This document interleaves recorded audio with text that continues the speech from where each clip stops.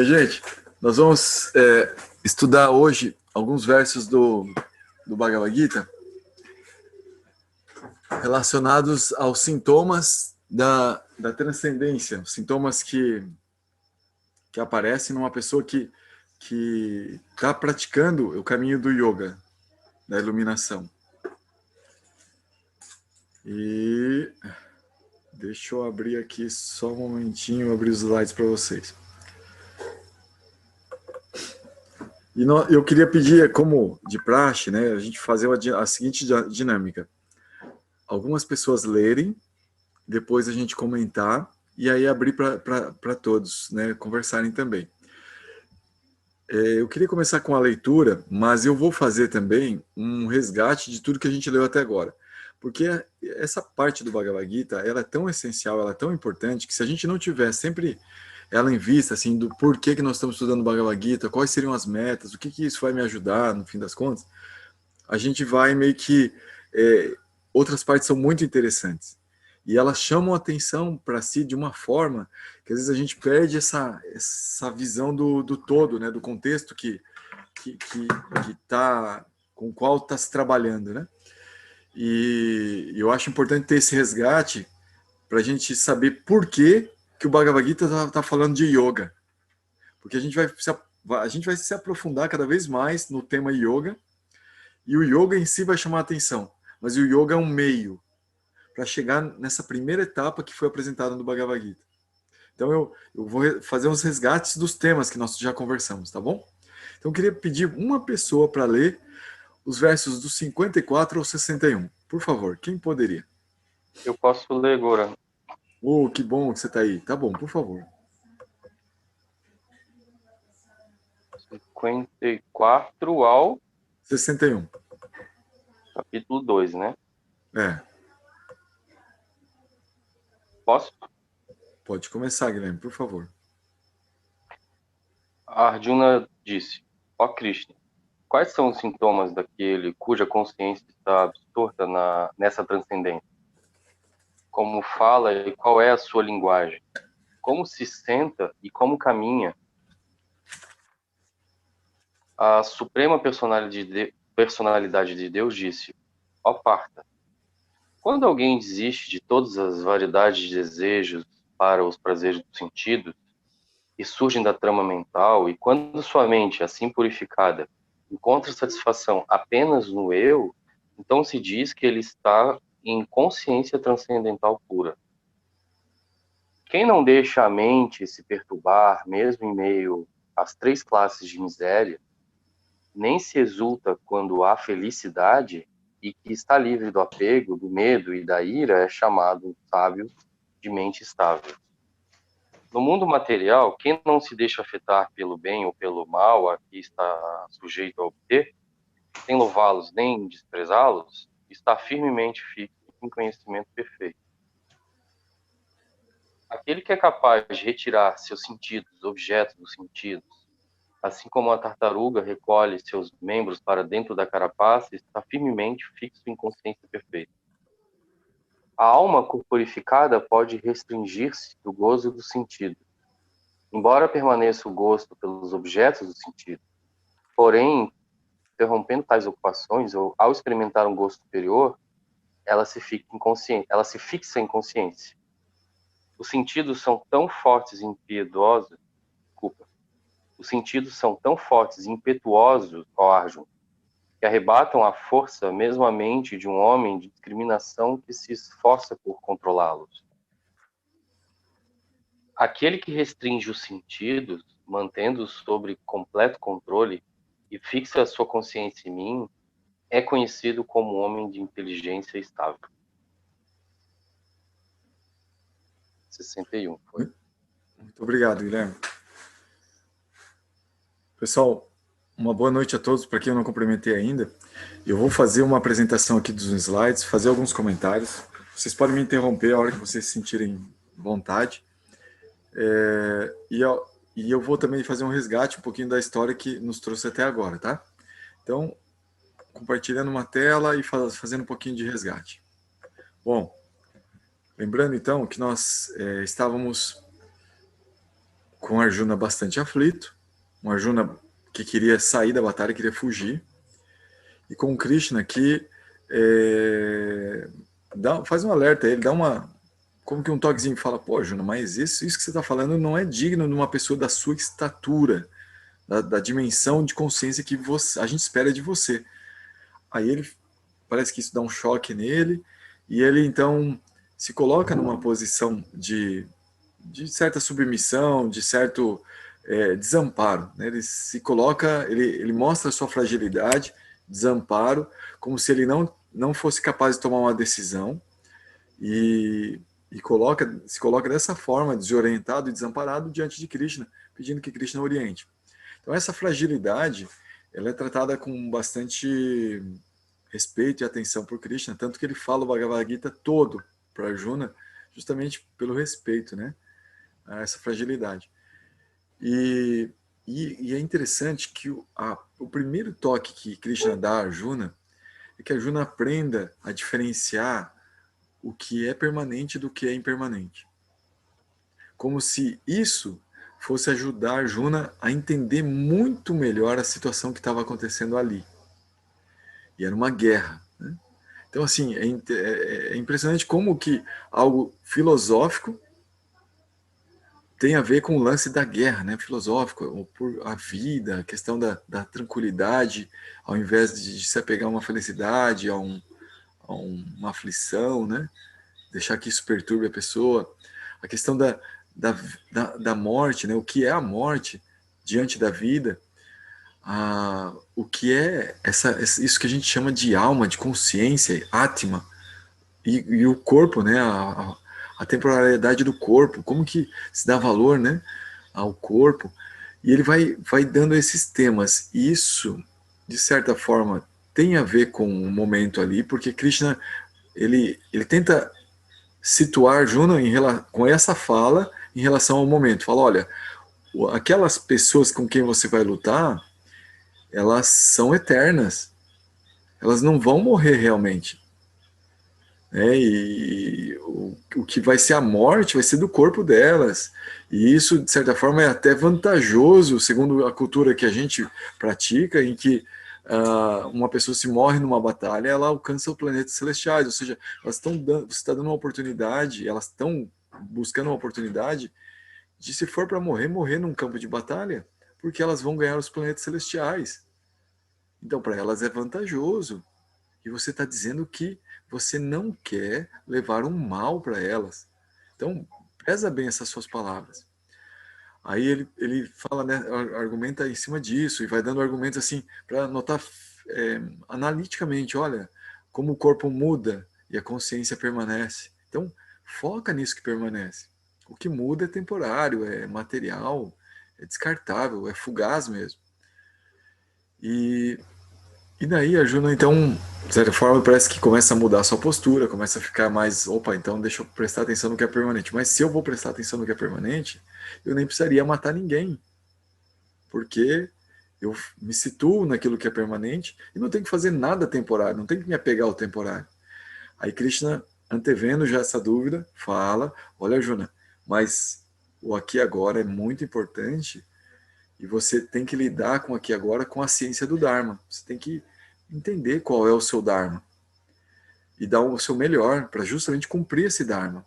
E quando você tenta falar que você não quer matar por questão do Dharma, né, o não matar é uma lei do Dharma, né, mas ela é uma lei que ela é afrouxada para os kshatras. Os kshatras, eles têm a prerrogativa de matar, né? Faz parte das ações que eles têm que fazer, matar eventualmente agressores, pessoas que possam prejudicar o bem-estar de outras. Ou seja, eles têm que defender outras pessoas, ou defender a si mesmos, e usar de violência, usar de armas, inclusive. E esse era o caso de Arjuna. Então, qual é o Dharma, né, para ele naquele momento? É prestar reverências ao guru, prestar reverências ao avô e ir embora? Não. Justamente o avô, o guru, querem que ele lute. Essa é a expectativa desses superiores de Arjuna. E Arjuna estava vendo a situação como algo congelado, onde ele, lá na infância, na adolescência, na juventude, ele dava reverências, ele tratava aquelas pessoas com muita honra. Quer dizer, depois ele continuou tratando com muita honra. Sempre ele reservou um lugar no seu coração, né? E mesmo quando ele estava lutando, ele estava chorando com essas pessoas. O Mahabharata descreve isso com mais detalhes, né? Mas ele sabia que aquelas pessoas estavam pedindo dele uma posição de guerreiro. Então, é muito importante para quando a gente estiver em dúvida com relação qual é o nosso Dharma, a gente perguntar assim, como eu sirvo melhor no aqui e agora, nesse instante. E a gente vai perceber que tem coisas que às vezes você pode delegar, você fala assim, olha, você pode fazer no meu lugar, você pode fazer no meu lugar. Agora tem coisas que só eu posso fazer. Então daí você vai lá correndo e vai fazer aquilo. Só você pode fazer. E aquilo é importante, é urgente também. Então, o Dharma, você configura na nossa vida, especialmente hoje, né? A gente estava comentando como a época, né? A gente acredita que a cultura védica ela foi algo histórico, né? Assim, essa passagem de Krishna, a fala de Krishna com Arjuna, isso tudo foi histórico. E se for histórico, houve uma época em que a sociedade ela conseguia se configurar em pessoas que estabeleciam bem seu Dharma e tinham regras bem detalhadas e claras para cumprir o Dharma dentro de funções sociais. Hoje em dia a gente não tem muito claro isso. E como não tem claro, eu dei essa dica, né? Eu falei, ó, faz a pergunta, como eu sirvo? Como eu sirvo? Então, quando você vai respondendo essa pergunta, você vai estar configurando na sua mente como você cumpre seu Dharma. Quanto mais você consegue responder com precisão, com mais detalhe, com mais um sentimento assim de realmente é isso que eu tenho que fazer. É que você está chegando cada vez mais próximo de cumprir verdadeiramente o seu Dharma. No início a gente pode se confundir um pouco, falar, eu achava que eu tinha que cumprir isso, mas eu fiz aquilo e depois eu me senti frustrado porque eu percebi que eu podia ter feito o outro era mais importante. Tudo bem, você continua praticando. E tudo bem por quê? Porque Krishna fala ali depois, olha, Arjuna, você cumpre seu Dharma, mas sem apego aos resultados. Se fracassar, tudo bem. Se tiver êxito, tudo bem também, não se altere, nem pelo êxito, nem pelo fracasso. Esse resultado não te pertence. O que te pertence é o direito de cumprir seu dever. Isso te pertence, você tem direito a cumprir seu dever. Se alguém te impedir, você pode gritar, olha, por favor, me ajudem. Eu tenho um direito que está sendo tirado de mim. E qual é o direito? De cumprir o dever.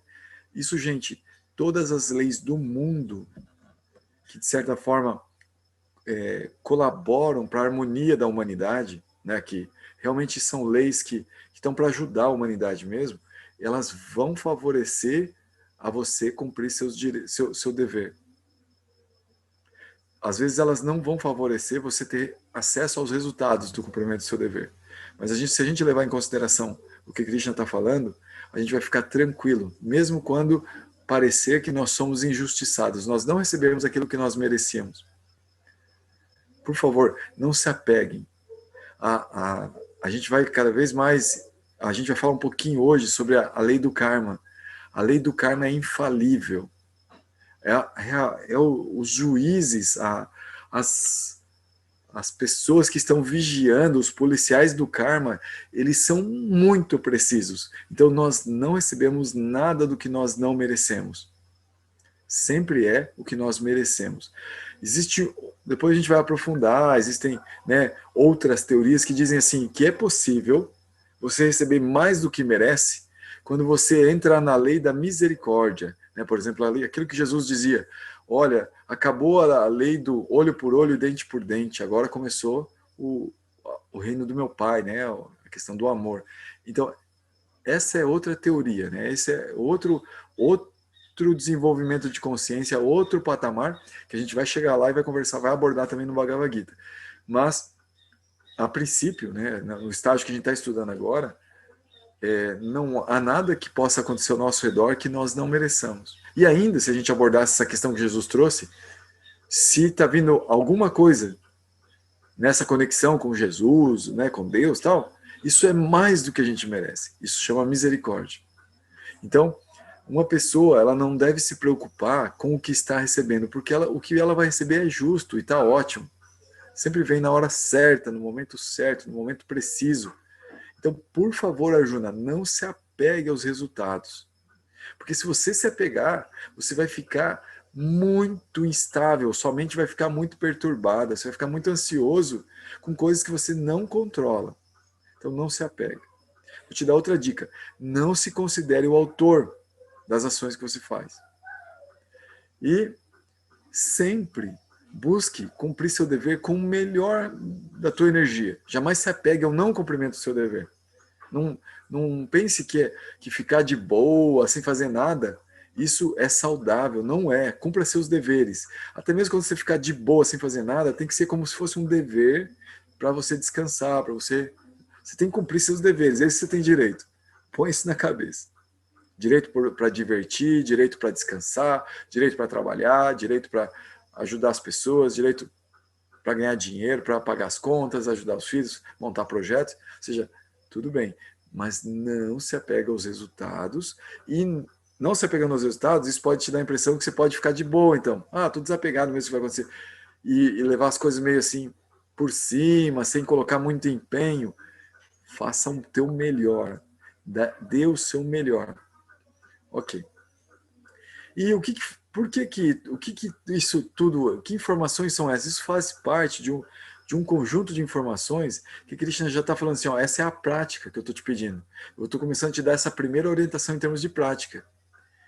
E eu vou te dar mais práticas. Eu vou te falar mais detalhes sobre, inclusive, os praticantes. Então, uma característica dos praticantes, desse processo, desse caminho que eu estou começando a te introduzir aqui, é que eles são resolutos. Os que não conseguem praticar, eles são irresolutos. Eles têm uma inteligência muito ramificada. Eles procuram se dar bem de várias formas. Então, se isso aqui não está funcionando muito bem, eles vão mudando. E eles não conseguem superar, às vezes, os obstáculos que não está lá fora, não está no processo, está neles. Então, é importante ter resolução, porque os obstáculos, eu tenho até um mestre que ele costuma falar isso várias vezes, parece um carimbinho quando você escuta ele falar, quando ele está escrevendo algo, ele repete, o mundo é perfeito, o mal existe em nós. Se tem alguma coisa que tem que ser mudada é aquilo dentro da gente. Eu tenho que mudar a mim mesmo. Eu não tenho que mudar o mundo. Eu tenho que mudar a mim mesmo. Até eu conversava com um amigo assim, mas então por que ficar falando de política? Por que ficar... A gente só fala para a gente se conhecer melhor, para a gente saber melhor sobre nós mesmos. O que tem que mudar dentro da gente. Não precisa falar de política para mudar o mundo lá fora. Para mudar a gente. Eu que tenho que mudar. As minhas escolhas, as minhas opiniões, isso eu posso ir mudando. Então, aí ele vai dando mais detalhes. Ele fala, olha, nesse caminho, qualquer esforço que você faça, não tem perda nem diminuição. Um pouquinho parecido com o que Jesus falava. Eu vou falar um pouquinho de Jesus, às vezes, nas nossas falas, gente, porque eu tenho uma origem católica, cristã, e eu gostava muito dessa parte de sabedoria, né? E que remetia a um lado assim de iluminação, de conhecimento. E aí, Jesus, e de fé também, né? Eu gosto muito do lance da fé. E aí Jesus falava assim, olha, acumulai tesouros onde traça, nem traça, nem ladrões, traça pode roer, nem ladrões podem roubar. Então, quando eu escuto essa fala de Krishna no Bhagavad Gita, olha, qualquer esforço que você faça nesse caminho não tem perda nem diminuição, me remete um pouquinho dessa frase de Jesus. Como que existe uma plataforma de existência, como que um repositório, que o que você faça dentro daquele ambiente ou dentro daquela consciência, você guarda naquele repositório e você não perde mais. Tanto nessa fala de Jesus, ele dava indicação disso, quanto na fala do Bhagavad Gita. Só que Krishna está falando do Bhagavad Gita do yoga. E, olha, daqui a pouco a gente vai ver que ele não contraria Jesus, como muitos cristãos às vezes falam, não estuda esse negócio de Bhagavad Gita não, que é do Satanás, não sei o que tal. Esses caras nunca participaram de um curso de Bhagavad Gita até o final. Porque se participassem, eles iam ver bem do que Bhagavad Gita está falando. Mas aí, a gente tem essa questão também dos esforços dentro desse processo do yoga, eles não têm perda nem diminuição. Isso é fundamental, gente. Isso quer dizer o seguinte, quando você fez qualquer esforço no sentido de se iluminar, de crescer como pessoa, pode ter certeza que se você retomar esse esforço aqui agora, quando você está escutando essa aula, quando você está, sei lá, saindo para meditar, para fazer sua prática, que sabe que faz bem para o seu próprio crescimento, você tem a clareza, segundo essa referência do Bhagavad Gita, que você está continuando de onde você parou. Porque se você já fez esforços em outras vidas, ou mesmo nessa vida, em outros momentos, aqueles esforços, eles são cumulativos. Você vai sentir uma certa facilidade até um ponto, e de um ponto em diante começa a ficar mais difícil, mais duro. Vou fechar a janela aqui.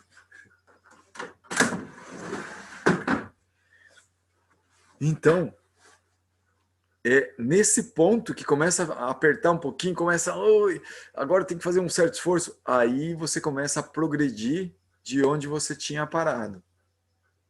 Tá? Então é importante assim ter essa própria busca interna para perceber que certas coisas são realmente mais fáceis de praticar, de levar em conta, parece que você já sabia aquilo.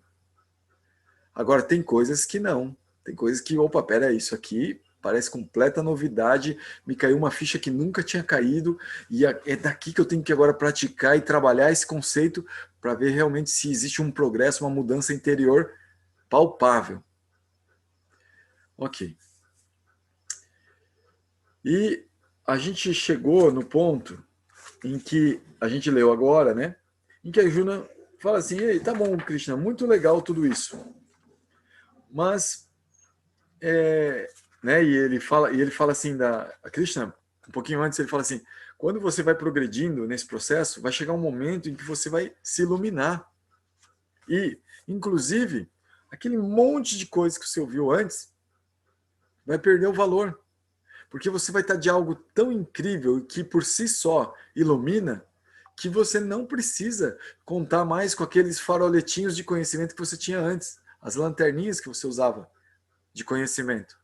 Você vai estar diante da própria experiência da luz. É mais ou menos o mito da caverna, né? Que o cara ele sai e vê a luz, depois ele vai buscar o pessoal e o pessoal fala, não, mas não, isso não existe um lugar onde tenha tanta luz assim. Então, isso vai assim, vai chegar um momento em que no 52 lá, quando sua inteligência superar a densa floresta da ilusão, você se tornará indiferente a tudo que foi ouvido e tudo que se há de ouvir. É assim, é como que você estivesse diante de um oceano de luz, e aí você não precisa mais ficar recorrendo a análises que você usava antes para tentar saber onde é que você está. É muita luz, você já vai saber, você vai se encontrar diante de tanta luz. Né? Então, e aí ele termina no 53, que é um pouquinho antes, ele fala, né, quando a mente deixar de perturbar-se pela linguagem florida dos Vedas. Olha que interessante isso. Porque os Vedas, eles recomendam como a gente pode se dar bem nesse mundo. Então a pessoa deixa de se atrair por essas, como que essas atrações dos Vedas. Os Vedas, eles estão falando, olha, se você faz isso, se você faz o outro, você vai conseguir aquilo, que é material ainda. Pode ser muito bom, pode ser muito elevado, mas é material ainda. E isso pode chamar a atenção de uma pessoa e perturbar a mente, porque a pessoa quer alcançar aqueles resultados. A mente fica perturbada pelo apego aos resultados, gente. Se a pessoa se desapega dos resultados, cessa a perturbação mental. Se alguém daqui está com um problema mental, é porque está apegado, tem expectativa com relação ao que vai acontecer na própria vida. Ou no trabalho, ou com os filhos. Quanto mais a gente se desapegar dessa expectativa, desse resultado do porvir, mais em paz a nossa mente vai ficar. É um tremendo controle mental. Bom, e aí a pessoa, por deixar assim de se apegar a tudo isso que tem à disposição no universo, por mais elevado que seja, e se fixar na transcendência, aí a pessoa atinge a consciência divina, aquilo que faz parte de sua própria natureza.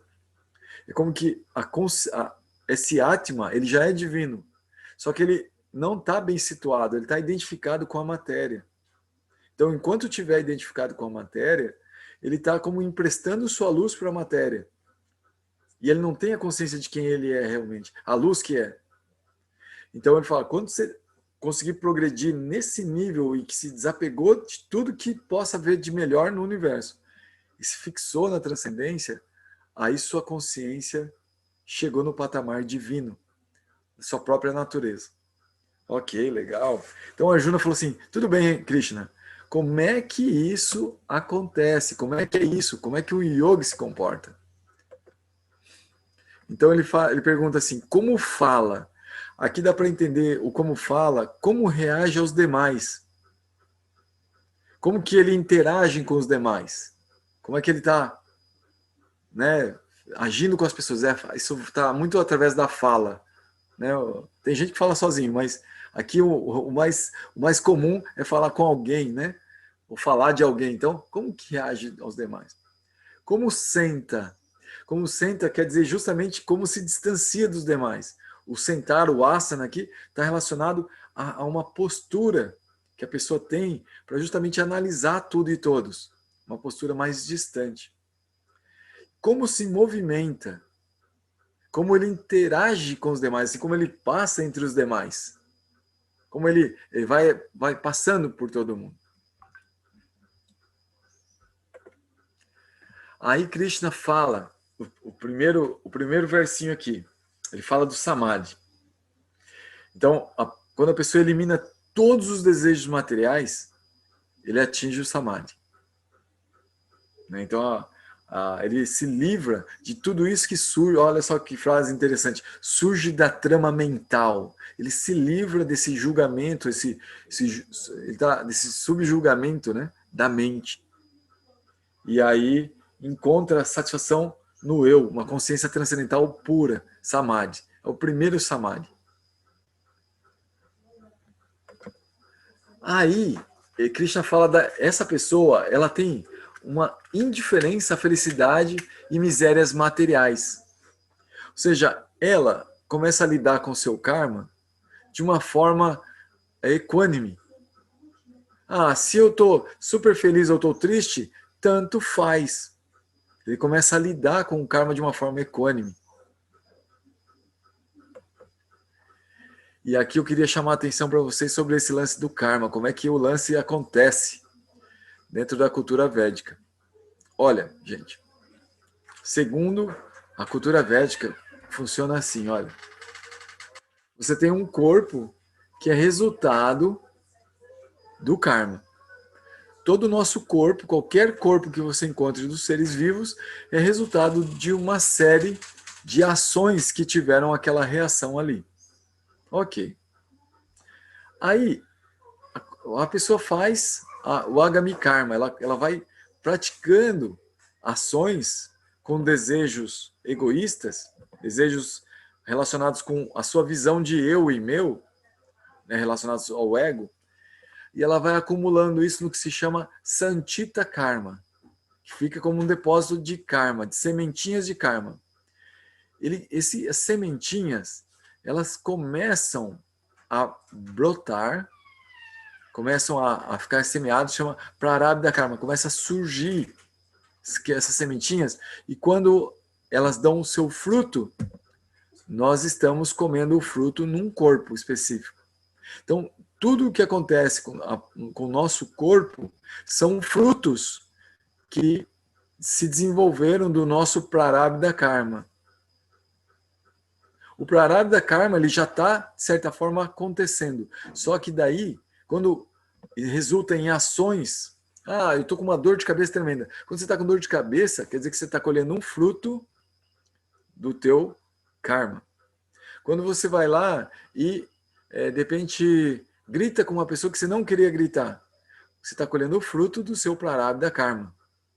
O grito surgiu como uma vontade que você tinha faz tempo, que estava lá no Santita Karma, que estava se desenvolvendo como Prarabdha Karma, e apareceu a oportunidade de você gritar com a pessoa, você gritou. Está aqui, no corpo humano, gritando com alguém. Isso já é como que o fruto do Prarabdha Karma. Ok? Então, toda vez que nós fazemos algo egoísta, nós colocamos essa rodinha para girar. Toda vez que você pensa em você mesmo, como o centro das atenções do universo, no que você faz, como se você fosse o responsável por algo, você está fazendo essa rodinha girar. E aí tem que colher aqui. Então, a pessoa que transcendeu, um dos níveis de pessoa que transcendeu aqui, gente, depois eu vou contar para vocês como que Krishna está fazendo a metodologia de Krishna aqui. Não sei se está ficando claro para vocês. Mas aqui, Krishna está falando de um tipo de pessoa que avançou em yoga, né, que já está caminhando rumo à transcendência. Ela é equânime aqui, ela tolera o prarabdha karma. E ela acaba essa rodinha aqui. Ela não está mandando mais sementinha lá para o pacotinho de sementes. Entenderam? Ela para aqui no seu corpo, ela para de mandar sementinhas lá. Então, isso aqui vai esgotar em algum momento. As sementes que já brotaram, que estão se frutificando, que estão se desenvolvendo, inclusive por nem regar certos desejos, certas coisas, elas acabam nem aparecendo. Eu vi uma vez uma palestra interessante, ela falou assim, quando você pensa em, por exemplo, mudar de vida, mudar de emprego, mudar de situação, quando você está começando a pensar nisso, e esse pensamento brota na sua mente como uma possibilidade mental, pelo prarabdha karma. Então, até mesmo quando a gente está querendo mudar de vida, de certa forma, assim, uma relação ainda material, de certa forma, né? Assim, ou até mesmo, gente, espiritual, assim, um certo nível de espiritualidade ainda é material. Isso é bem, bem profundo. Depois a gente pode entrar nessa seara se vocês quiserem desenvolver ela para entender melhor. Porque aquilo que às vezes o pessoal acha que é espiritual, não é espiritual ainda, não é transcendental ainda. Está no nível material. Certas mudanças que a gente quer fazer na nossa vida para melhor, mas é tipo o modo da bondade. Por isso que eu pedi para vocês estudarem as gunas, pra vocês entenderem melhor o que é sattva guna. Às vezes o que a pessoa considera espiritual é o modo da bondade, e não é isso ainda. Então, no modo da bondade, você está girando a roda aqui sim ainda, e vai colher um corpo no modo da bondade. Então, aí, essa equanimidade é a pessoa começa a parar de fazer planos e lida com o aqui e agora como se fosse a melhor coisa para fazer no mundo, aqui e agora. E tolerar os êxitos e os fracassos que chegam pelo karma. Só tolerar, não ficar apegado, nem criar expectativas a partir dali. Tolerância. Então essa pessoa, ela lida com as sementes do karma de forma equânime. E ela vai começando, às vezes, até eliminar algumas sementes. Tem processos que ajudam a eliminar esse pacotinho aqui, gente. Tem processos que são incríveis dentro desse longo percurso chamado yoga. Tá, daí Krishna vai para o outro verso e diz assim, ó, a pessoa controla sua mente. Essa pessoa também, ela está apresentando sintoma, ela consegue controlar sua mente. Ela se livra dos apegos e identificações materiais. É um pouco diferente do outro, porque o outro, a pessoa assim, se vem uma doença terrível, ela está de boa. Se vem um sucesso contundente, muita riqueza, prosperidade, tudo bem também. Ela fica bem equânime e equilibrada, tanto uma situação quanto a outra. E pode vir assim as duas bem próximas uma da outra, que a vida dela fica de boa. Agora aqui, talvez a pessoa ainda se perturbe por certas misérias materiais ou por certos sucessos, mas ela está controlando sua mente, livrando-se dos apegos e identificações materiais, justamente tentando se livrar dessa coisa do ego. Ela já está nessa etapa de controlar sua mente para se livrar dos apegos materiais e identificações. Aí eu até coloquei aqui uma piadinha, né? Para mostrar o controle mental dessa Joaninha que está fazendo terapia aqui, né? Ela também tem controle mental, mas até quando ela abre o celular. Aí depois que abre o celular, perde controle. Aí, no verso 58, Krishna fala, né, que da importância de tolerar os impulsos dos sentidos. Aqui Krishna vai começar a detalhar, e aí ele vai, de novo, aí que vai começar assim, o detalhamento do Bhagavad Gita daqui por diante, tá, gente? Ele fala assim, olha, esse processo de yoga, ele começa, você vai sentir que você está começando quando você perceber que você não é o corpo e que você tem que controlar o corpo. E certos impulsos do seu corpo não são dignos da sua atenção. Você tem que receber esses impulsos e tolerar eles. Você não pode se deixar levar por certos impulsos do corpo. Tem que ter tolerância. E ele fala isso, né? Dizendo depois que é muito difícil. Mas antes, aí depois no verso 59 ele diz assim, que esse controle se obtém nesse processo por uma questão que ele chama gosto superior. Deixa eu até pegar a palavra aqui em sânscrito.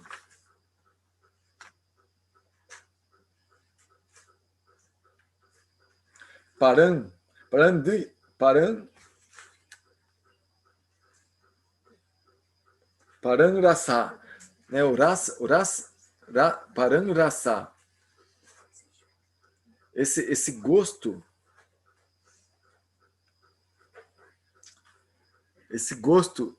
rasa significa gosto, paran, superior. Dentro do conjunto ali dos versos, aparecem essas duas palavrinhas, rasa e paran. Então, quando a pessoa tem um gosto superior, paran, supremo, ela abandona o gosto inferior. Essa é o que falava o verso. Então, esse é o método do yoga. Você vai reconhecer que você está praticando yoga quando você começar a controlar os seus sentidos, porque você tem algo superior que você está experimentando e está deixando o inferior. Muita gente faz o seguinte, e é correto, tá? Vou dar uma dica. Quando você está fazendo uma prática de yoga, às vezes muitos de vocês nem sabiam, mas a prática de yoga vai levar a você ter certas experiências, certos deslumbres de consciência e de si mesmo. E então existem certas práticas que elas vão colaborando para a pessoa ter essa experiência. E quando a pessoa tem a experiência, depois da prática, de certa forma, aquilo que ela gostava antes, ela para de gostar. E, às vezes, na prática, a pessoa tem que deixar aquilo que ela gostava de lado para fazer a prática. Só que o sabor da prática, o resultado da prática, não chegou ainda. Então, isso acontece em vários níveis desse caminho do yoga. Às vezes a pessoa faz uma certa renúncia a certos impulsos, a certos gostos, e incrementa a prática, que envolve, inclusive, a pessoa renunciar a certas coisas, mas ela está fazendo aquilo focada numa experiência. E se ela faz uma prática boa, se ela está executando bem, aquele gosto vai se incrementando. Começa de um gostinho insípido quase, que parece que você está com coronavírus, que você não sente o gosto direito das coisas, depois você sente um gosto meio amargo, daqui a pouco você começa a incrementar a sua prática, persiste nela, o gosto vai aumentando, melhorando, até que você saboreia mesmo. Quando você chega nesse nível de saborear mesmo, você não precisa nem se preocupar em se desapegar do inferior. Você troca de uma forma natural. Você não quer mais saber daquilo mesmo. Você quer saber do outro que você tem.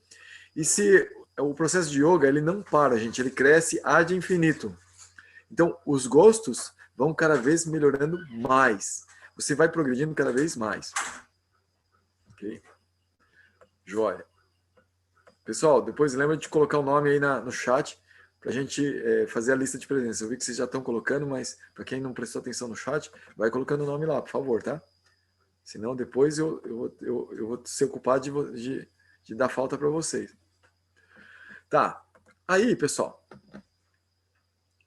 Então, vocês pegaram o jeitão do yoga, né? O jeitão do yoga funciona assim. Se você pensa que você vai ficar só restringindo seus sentidos e vai chamar isso de yoga, não é yoga. Não é. O yoga, ele até, você pode fazer uma certa restrição dos sentidos, mas que aquilo não te deixe subindo as paredes, maluquetes da vida. Não. Você tem que fazer uma prática que te ajude, que você faça confortavelmente, que haja um nível de restrição saudável para você, que isso, você não vai ficar maluco, não vai ficar doente porque está se restringindo, que seja saudável, mas realmente você quer deixar aquilo de lado, então você faz um nível de restrição e toca a ficha na prática. Uma prática fidedigna, uma prática orientada. Por quem? Pela cultura védica, de preferência, de onde surgiu o lance do yoga, nas escrituras, e por alguém versado nas escrituras. Então, esses dois, eles são imprescindíveis. A pessoa que é bem versada na cultura védica, que consegue colocar ela em prática, ela é assim, ó, um achado de ouro. Não é muito comum a gente achar pessoas assim, mas é imprescindível a gente encontrar alguém que estudou a cultura védica, estudou os livros, as escrituras e coloca em prática. Porque daí você fala assim, ah, eu li lá, mas será que isso funciona? Daí o cara fala, ó, funciona, veja, olha só o que eu tô fazendo, olha só o que tem na mão. Funciona. Então, a pessoa mostra pelo exemplo que as escrituras funcionam. E a escritura dá referências de como vai funcionar isso nas pessoas, e a gente então observa alguém e fala, opa, esse cara aqui parece que já praticou bastante e alcançou alguns resultados. Então ele está avançado, ele pode me ajudar nisso que eu estou procurando. Isso aí, gente, é uma chavinha de ouro, tá? Então, ajuda muito a buscar o gosto superior dentro do processo de yoga. Buscar alguém que seja versado naquele caminho tradicional. Para você não sair se restringindo de graça, entendeu? Você pode, a gente às vezes pode dar umas loucas assim, ah não, eu tenho que parar de fazer isso, eu tenho que parar de fazer o outro, eu tenho que parar de fazer o outro. E às vezes é alguma coisa que você está precisando, né? Eu vou dar um exemplo, por exemplo, eu tenho um grande amigo que ele até estudou Bhagavad Gita muito com a gente e tal. E aí chegou um momento em que ele sempre estava assim procurando trabalho, bastante trabalho para poder ganhar um dinheirinho para fazer, botar a sua vida, comprar carro, fazer os projetos pessoais, mas que não era de certa forma egoísta, está envolvido com serviço à família, serviço até mesmo aos funcionários da empresa, como que, né, ganhar dinheirinho para melhorar a situação de todo mundo. Tá. Esse cara sempre estava pensando nisso, mas como um bom buscador, ele estava lá estudando Bhagavad Gita, buscando vários outros processos, métodos. E aí, chegou uma época em que a gente estava estudando bastante, assim, estudando bastante, num horário, assim, nobre do dia. E daí o cara, ele falou assim, mas... E começou a vir bastante trabalho para ele, bastante, bastante. Daí ele, de tanto trabalho, ele tinha que pensar, será que eu posso continuar estudando com essa galera? E aí ele ficou tão em dúvida, tão em dúvida. E aí foi bem interessante que esse amigo meu consultou meu mestre, né? E o mestre também conhecia ele. Daí ele consultou meu mestre e falou assim, poxa, eu não sei se eu continuo estudando lá ou se eu vou trabalhar, porque eu me sinto um pouco mal de ter que pensar que eu tenho que trabalhar e abandonar aquele estudo que está sendo tão bom, tão benéfico para mim. Daí meu mestre falou assim, ô Arjuna, você luta por lutar, vai lutar, rapaz. Vai trabalhar. Você estava até agora pensando, meditando em um monte de trabalho, pensando em ganhar melhor. E agora que surgiu a oportunidade, você vai ficar em dúvida? Vai lá. E lá tenta ser equânime, tenta não se apegar ao resultado, tenta botar em prática o que você tem estudado. E pronto. Mas luta. Então, é engraçado, né? Quando a gente vê isso assim, que às vezes as pessoas, apesar de estudar tanto, né, e repetir as coisas, caem nessas questões que para Arjuna, que a gente olhando a Arjuna parece ser uma coisa muito teórica, assim, que é fácil. Ô Arjuna, se eu tivesse no seu lugar, com arma na mão, uma armadura linda, eu ia lutar. Eu não ia ficar pensando no meu tio, no meu avô. Eu ia lutar. Mas, galera, não é assim. Na hora do vamos ver, você está fazendo alguma coisa que você gosta e você tem que deixar aquilo que você gosta para fazer algo que você deve fazer como seu dharma, que é mais importante, é mais urgente. Se você não fizer, você vai ficar depois com a cabeça cheia de minhoca, culpando. Ah, o culpado foi aquele mestre, foi aquele pessoal com quem eu fiquei estudando. Você fica culpando todo mundo, menos culpando a si mesmo. de não ter ido lá e ido à luta no momento que tinha que ter ido à luta. Sabe, é muito importante morrer lutando, cumprindo o próprio dever, do que fazendo o dever de outras pessoas. Então, isso foi só uma ilustração aí, tá, gente? Então, gosto superior ajuda muito. E uma pessoa versada, ela pode ajudar nisso. Então, o meu mestre foi o cara que ajudou esse outro cara, entendeu? Esse outro amigo meu. O meu mestre é meu amigo também, mas esse outro amigo meu, ele foi muito ajudado nessa hora, porque ele só chegou e falou assim, e daí pro cara parece que ficou claro, como a Lu falou assim, claro, eu estudei sempre Bhagavad Gita, e como eu não me dava conta disso? Mas precisou dar aquele empurrãozinho, sabe? Então foi muito legal assim ter uma pessoa que conhece conhecimento, que às vezes pode dar um empurrãozinho pra gente, isso ajuda muito.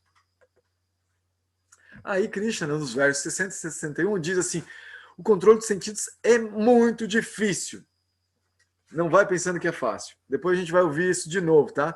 Lá no capítulo 6, Krishna vai falar isso de novo. É difícil pra caramba. Mesmo uma pessoa de discriminação, uma pessoa inteligente, uma pessoa assim que faz umas práticas, que estuda pra caramba, cai vítima do impulso dos sentidos. E cai porque faz burrada, faz coisa que não é bom para ela mesma ou para os que são queridos, estão por perto. Aí aqui ele diz assim, né, que a pessoa depois que conseguiu se refugiar na transcendência e controlar seus sentidos, é conhecido como uma pessoa de inteligência estável. Aqui a palavra chama pragyana pratishtita, pragyana pratishtita, uma pessoa de inteligência estável. Então, essa pessoa de inteligência estável vai ser descrita um pouquinho mais lá no finalzinho desse capítulo. Tá? Então a gente vai voltar a falar um pouquinho dele. E vai falar um pouquinho dessa pessoa durante o Bhagavad Gita todo. Quando Krishna das etapas de yoga, né? O Karma Yoga, como que é uma pessoa que atinge a meta de Karma Yoga? Ele vai falar de uma pessoa de inteligência estável.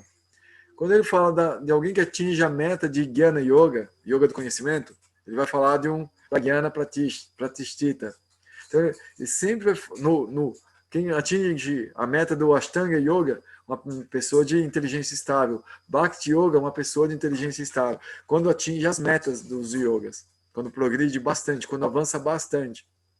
É claro que avanço em uma é diferente do avanço na outra, mas os sintomas perceptíveis são muito parecidos. Isso é incrível, viu, gente? Isso é muito legal. Porque o que parece ser o melhor para nós aqui, internamente neles, pode variar, internamente. Então, o Krishna vai falar muito desses sintomas externos. E parece que vai ser um carimbinho. Ele falou aqui desse jeito que se comporta a pessoa, ele vai falar de novo depois, quando está finalizando o Karma Yoga, quando finalizar Jnana Yoga, o Ashtanga Yoga e o Bhakti Yoga. Ele vai falar mais ou menos da mesma pessoa, as mesmas características. É impressionante, porque é uma coisa mais externa, perceptível. Mas internamente, eles têm graus diferentes de consciência. Eles estão evoluindo em etapas diferentes da iluminação. E isso tem a ver com algo que eu gostaria de chamar a atenção para vocês. Que no início da fala aqui, quando a Juna falou como é que se comporta a pessoa, né? Como é que as pessoas, como ela fala, como se sente, como se movimenta. Krishna começou falando do nível mais elevado, que é a pessoa que está em Samadhi, ela encontra a transcendência, para o segundo nível, que a pessoa está quase na transcendência ainda, mas não chegou lá, onde ela lida com indiferença com o karma, não está nem aí se está com bom karma ou mau karma, tanto faz. E ela não está mais gerando karma, ou seja, ela está na beirinha da transcendência, ela parou de gerar, sabe, a gente tem um gerador de karma, que está prendendo a gente, que está impossibilitando a gente chegar na transcendência, porque está vindo cada vez mais karma, como se fosse um ventilador de karma. Essa pessoa aqui desligou o ventilador.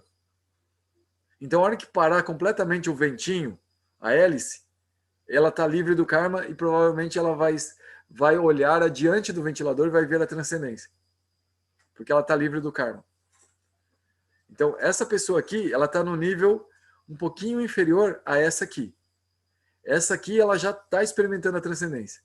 Ela já está absorta no eu, na transcendência do próprio eu. Essa aqui não. Ela está na beira. E essa aqui está um pouco inferior ainda, porque ela pode estar tentando tranquilizar a mente através de se libertar do falso ego, controlando os apegos, né? A questão dos apegos, principalmente aos resultados, mas pode ser que o meio ambiente ainda tenha um certo impacto na vida dessa pessoa. Então ela está na iminência de chegar nesse nível de consciência aqui, ó, da indiferença para o karma. Porque ela está se livrando, ela já se livrou dos apegos, das expectativas. Então ela está começando a se dar conta que é tudo igual mesmo, cara. Tudo, tanto faz. Ela está na iminência, mas talvez ela ainda seja impactada de alguma forma, sutilmente falando, lá dentro. Né? Ela está lidando com isso, ela está chegando a construir essa indiferença interna. Mas pode ser que internamente ela ainda se impacte. Então, essa pessoa, ela também é considerada uma pessoa que está com o processo de iluminação bem claro e como que assim já dali é descer a ladeira. Ela já fez a subida. Aqui é quando a pessoa já subiu bastante. É para descer agora. Beleza, pessoal? Então eu queria só chamar a atenção para esses 3 níveis, e como foi uma metodologia de Krishna explicar para a Arjuna, que até o nível mais baixinho já pode ser considerado também uma pessoa assim de mente estável, né? De inteligência estável. E é claro que quem tiver no primeiro nível aqui, tá, ele agrega todas as outras características, como essa. Ok? Então, queria dar a palavra para vocês e ouvir de vocês o que vocês acharam interessante, se vocês têm alguma dúvida. Quem tem dúvida já pode ir levantando a mão para dar preferência para a gente falar das dúvidas primeiro, mas pode também se aplicar nos comentários, que eles são super bem-vindos.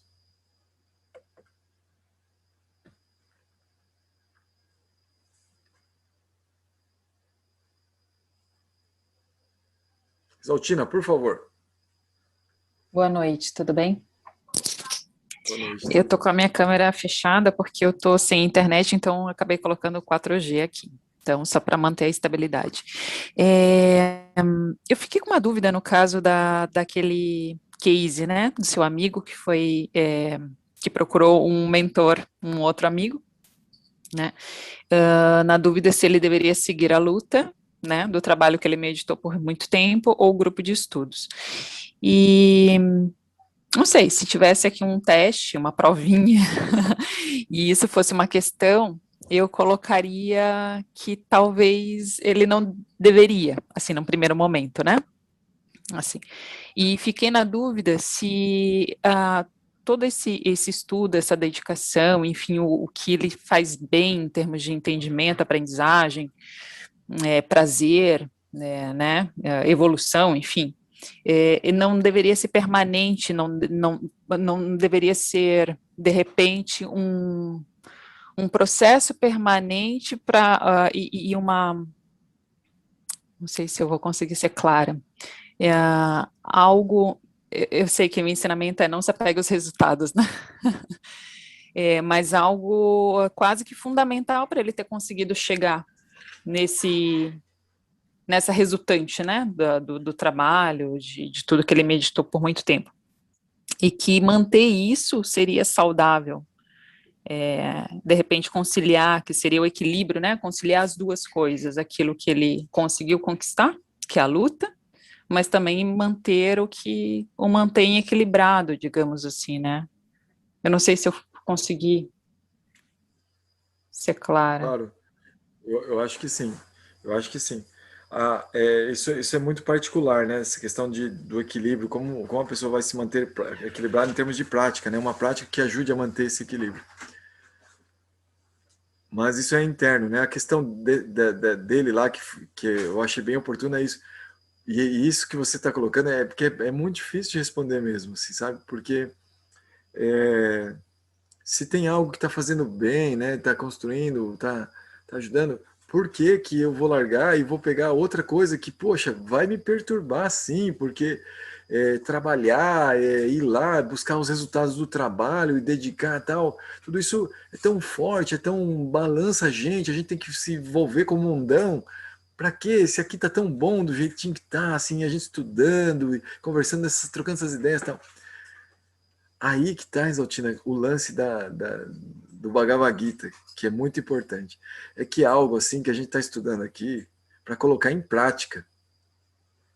Entende? É o aqui e agora. O aqui e agora é Dharma. A gente tem que sim olhar para o permanente e, né, e deixar um pouco de lado o temporário, mas a gente tem que olhar para o aqui e agora e perceber dentro de nós o que está gritando com mais urgência em termos de serviço. No caso daquele rapaz, esse mestre mesmo, ele tinha falado, cara, você sempre foi duro, e agora está vindo um monte de trabalho para você ganhar um pouco de dinheiro, para você poder viajar, para você fazer suas coisas, você vai ficar pensando ainda? Sabe assim, como que... Ele tirou até um sarrinho assim, porque a urgência era por ganhar dinheiro, em termos de serviço mesmo. E de certa forma o cara estava tranquilo por não ter muito dinheiro, por não estar, porque justo ele estava estudando essas coisas, ótimo, tudo bem. Mas a questão era que ele precisava do dinheiro também. Ele precisava. E a oportunidade estava chegando. Então, pessoas assim, que às vezes tem essa questão, né, do se apegar a um caminho espiritual, por uma questão, às vezes, assim, às vezes até por aflição material, sabe? A pessoa tá com problemas materiais e aí vai buscar um caminho, um processo que ajude a se equilibrar mais, a entender melhor as coisas, a se situar. Elas têm uma tendência, duas tendências, na verdade, Zaltina, e as duas são perigosas. Vamos falar de três tendências. Então, três tendências, olha só. Uma é a pessoa se apegar ao processo em si e ficar viajando no processo. É mais ou menos o que a Arjuna queria fazer ali. Ô Krishna, tá bom o papo, vamos ficar conversando, não quero mais lutar. Vamos ficar falar do que é permanente, do que é... Mas o Krishna sempre falava, Arjuna, você tem que lutar, luta por lutar. Você ficava apertando a tecla para o Arjuna não ficar desistir. Só apegado no florido da conversa, na filosofia da conversa e tchau. Você vai ver que tem perguntas de Arjuna ali para frente e fala assim, peraí, Krishna, eu não entendi. Você está falando para eu largar a luta ou para eu ficar? Não entendi direito. Por que ele não entendeu? Porque justamente ele estava ainda querendo largar. Porque Krishna não falou para ele largar. Mas a cabecinha dele estava querendo. Então ele buscou um argumento ali no meio da fala de Krishna e falou assim, mas pelo que você está falando aí dá para eu largar. Então tem isso, né? Essa é a primeira parte. Assim, a pessoa fazer a prática levada, né, por essa questão de sofrimento, aflição, frustração, e aí buscar receber um certo remédio, uma certa situação de conhecimento que alivia, que faz entender melhor, e a pessoa ficar apegada àquela situação de alívio, àquela situação do remédio. E quando muda a conjuntura, a pessoa não voltar a fazer aquilo que ela está preparada para fazer, aquilo que ela sabe fazer, aquilo que só ela poderia fazer, outros não poderiam. Mas só que envolve esforços, envolve responsabilidade, envolve até algumas ansiedades. Que nessas ansiedades, elas vão existir justamente porque ainda existem apegos aos resultados. Existe algum nível de identificação. Então, se está tudo ali ainda, ali, justamente é um momento para eu perceber, agora apoiado com toda essa prática, e voltar a fazer aquilo, que eu posso fazer agora desapegado da frustração. Mas imagina alguém que está desempregado, suponho. Aparece um emprego, só que a pessoa estava fazendo um curso do Bhagavad Gita, por exemplo, nesse horário. Apareceu um emprego para a pessoa está fazendo horário noturno, só que ela está fazendo curso do Bhagavad Gita. O curso do Bhagavad Gita é muito legal. Eu vou continuar estudando Bhagavad Gita e não vou pegar aquele emprego que apareceu para mim. Aí, peraí, cara. Peraí, a família vai falar, peraí, como assim? Como assim? Eu quero saber quem que é esse cara que está te dando aula do Bhagavad Gita. eu vou mandar matar esse cara. A esposa pode pensar, os pais, se é um jovem, né, que o jovem não quer nem mais saber de estudar, não quer mais saber de... Né? Você entende o que eu quero dizer, Isaltina? A pessoa tem, às vezes, alguns deveres para cumprir com relação aos que Sim, estão perfeitamente. perto. Uhum, E aí ela uhum, fica pegada àquilo uhum, que está fazendo ela sentir bem, sem relacionar ao sentir uhum, bem coletivo em que ela está inserida, e que se uhum, o coletivo tiver mal, a vida dela vai ser meio que infernal também. Daqui a pouco o uhum, pessoal vai ficar puxando. Daí ela finge de louca, finge, não, eu não pertenço a isso, eu sou transcendental. E finge de louca, e a pessoa uhum, às vezes ela fica louca mesmo. Porque uhum, de tanto fingir, ela acredita que ela é aquilo que ela acredita, e não o uhum, que ela é realmente. Às vezes um pai de família, às vezes um filho, ou às vezes, né, uma filha, uma mãe que tem, né, que está cuidando da família, e às vezes não dá para ficar ali fazendo todas as práticas e tal, né? uhum. Algo desse tipo, sabe, Saltino? Então, Sim. esse tipo de perigo existe. Então, eu vou falar de uma segunda tendência. A pessoa vai fazer a prática, porque ela estava frustrada, ela estava sofrida e tal, faz a prática, consegue um alívio, e assim que ela consegue um alívio, ela abandona a prática. Daí o que acontece? Ela abandona a prática, volta lá para o meio onde ela estava, quebra tudo, fica frustrada de novo, porque o negócio promete o mesmo final, né? Cenas do próximo capítulo é a novela passada. Você assiste a novela passada, você já sabe tudo que vai acontecer na próxima novela. Mas o cara acha que não. Acho que vai ser. Os personagens são diferentes, parece que o enredo é diferente. Então, né? Mas acontece de novo e a pessoa fica frustrada. E daí, a pessoa, assim, os mais corajosos, os mais caras de pau, né? Às vezes, voltam a fazer a prática e seguem. Então, não, vou tentar de novo, vou fazer de novo. Agora vamos ver se vai ser para valer, porque, pô, eu estava fazendo, estava me ajudando, mas eu larguei, fui lá e quebrei tudo de novo e estou frustrado de novo. Então, existe a pessoa que vai atrás de um conhecimento e ela pega esse conhecimento e tenta usar para o seu próprio benefício.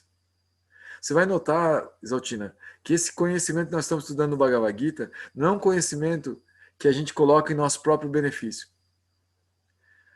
De certa forma, o Bhagavad Gita, depois que a gente estuda, ele se torna um Dharma. A gente tem o dever de servir esse conhecimento.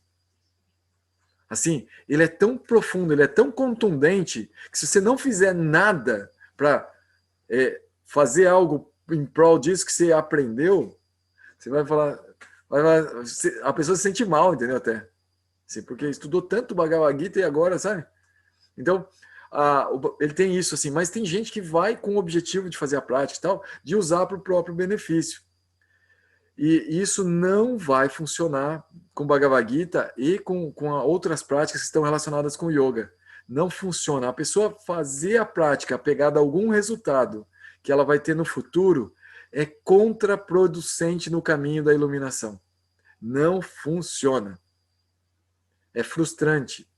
A pessoa não vai conseguir pôr isso em prática em seu próprio benefício. Então, aí a pessoa, é o que eu estou dizendo, né? No melhor dos casos, a pessoa tem cara de pau de voltar e continuar o processo com mais humildade e tentando aprender que não deve usar para o próprio benefício.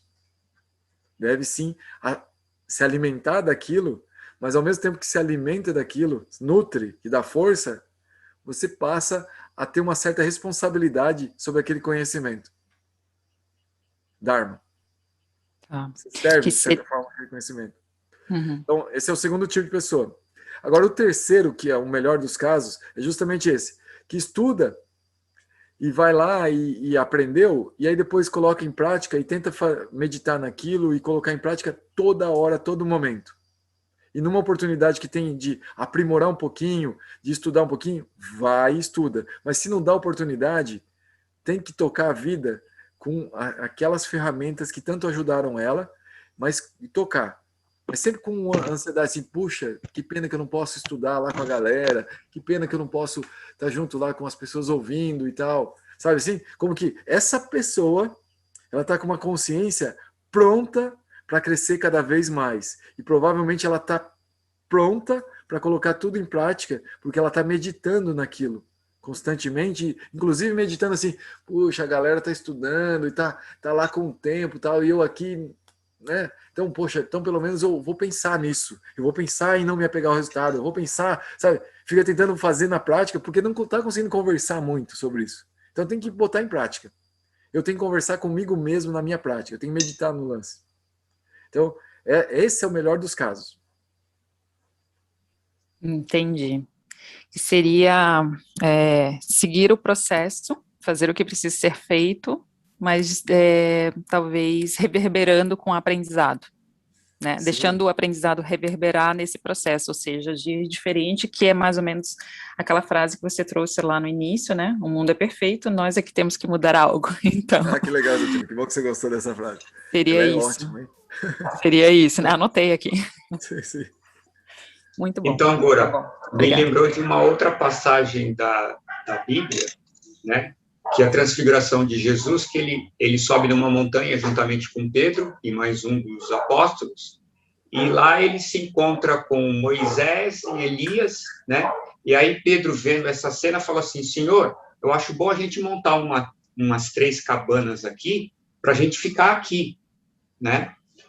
Aí, certo momento, Jesus falou: não, camarada, vamos descer e vamos trabalhar. Vamos evangelizar, vamos embora, eu vim aqui para isso. Porque Pedro queria ficar num bem bom, imagina, né? Vendo Jesus tudo iluminado, né? Transfigurado de luz, né? Vamos ficar aqui. Aí Jesus falou para ele: não, meu amigo, vamos caminhar, né? Vamos arregaçar a manga e caminhar. É mais ou menos essa história, né? A gente demora para colocar as coisas em exercício, né? Sim. E cada um de nós, né? Agora estou falando de mim, cada um tem um tempo que é muito lento para tomar uma decisão, né? Eu sou devagar para tomar decisão, eu sou lento, né? Mas a gente às vezes precisa arregaçar a mão e colocar tudo isso em exercício, né? Fazer esses conceitos virar um exercício, virar uma prática.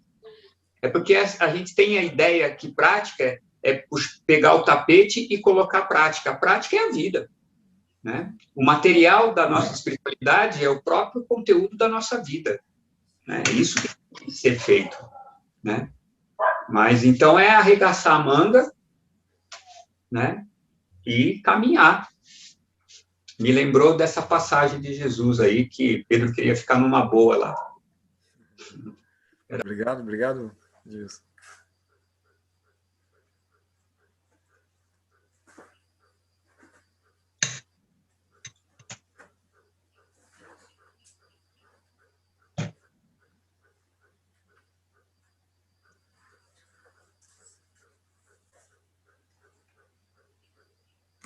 Gora, deixa eu te fazer uma pergunta aqui.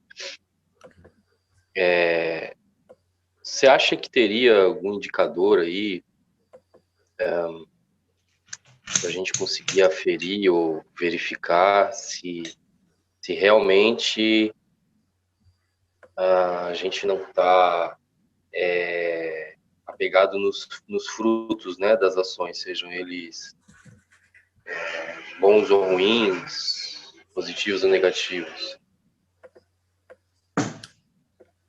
Porque a gente, não sei, eu fiquei pensando que, pô, como é que eu posso ter certeza disso, né? Será que daqui a pouco eu não posso entrar numa ilusão de que eu não estou, né, fruindo nas ações, mas não faço a mínima ideia de por onde que partiria uma resposta dessa ou algum tipo de indicador nesse sentido. Por isso estou te perguntando, é sincero mesmo. Então, você vê que a questão do desapego aos resultados, ela é a regra de ouro do Karma Yoga. E como prática, lembra que eu falei para vocês assim, para vocês perceberem se vocês estão fazendo uma prática fidedigna, que ela está sendo saudável, você tem 3 provinhas que você tem que sempre estar fazendo internamente para saber se você está conseguindo progredir realmente ou não. Você lembra, Guilherme? Agora eu estou lembrando.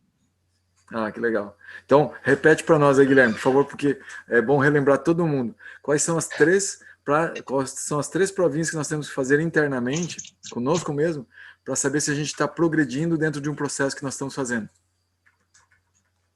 Pô, eu tô relembrando, mas eu não relembrei o curso. Ah, engraçadinho.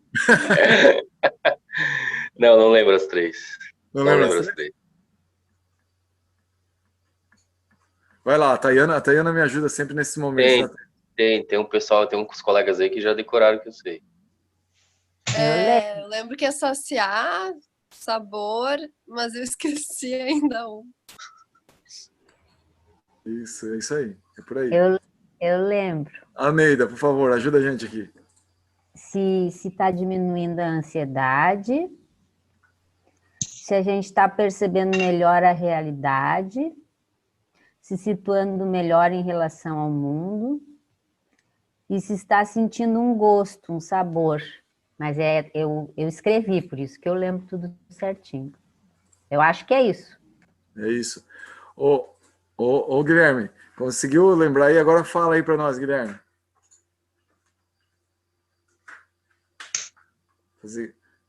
Por favor, se você não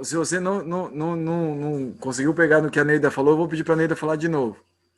Mas vamos lá, você conseguiu? Repete aí o que ela falou, vamos ver.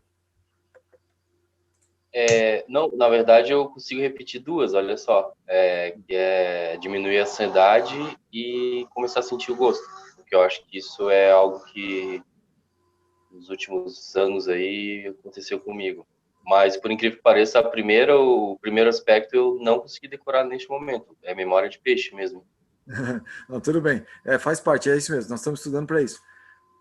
Ô, Neida, repete, por favor, a terceirinha que faltou para o Guilherme falar agora. Eu acho que foi a segunda, né?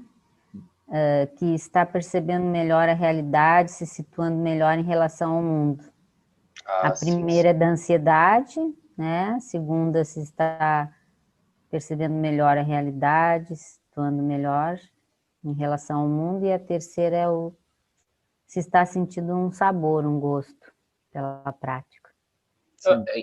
É interessante, né? Porque são todos efeitos íntimos, né?